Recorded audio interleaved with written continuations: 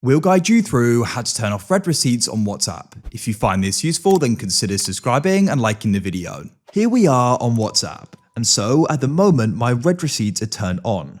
This means if I go and open up this message here, it's going to go and appear with 2 blue ticks for the sender, which I don't want, because they're then going to go and know that I've gone and read it, and they may go and expect a reply or something back from me.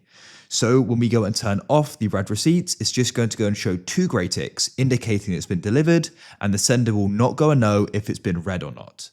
Just to go and show you that, so I'll go and open up this conversation. I've opened up already, and you can see the blue ticks appearing from my messages, which will mean they'll go and be appearing for theirs.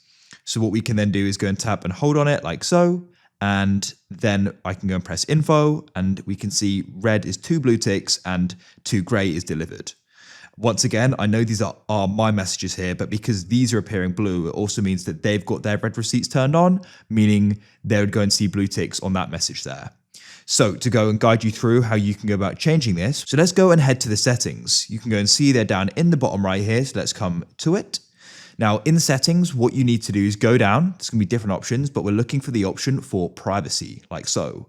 There's some other useful privacy settings I'll walk you through as well, just to go and make your WhatsApp experience more private, so we can go and tap on it. What you can consider doing is changing your last seen and online as well, just so people don't know when you were last on WhatsApp or last online. So what you could do is go and set that to nobody, or maybe accept people. And then what I like to do is when you're online is set that to same as last seen, which is therefore nobody.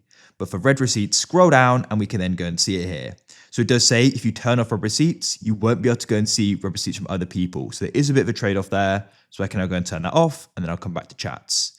Now I can go and open this up, and that message for the sender will not have blue ticks. This is the device I send it from, and you can see they're just 2 grey, even though I've gone and read it. Leave a like if you found this useful.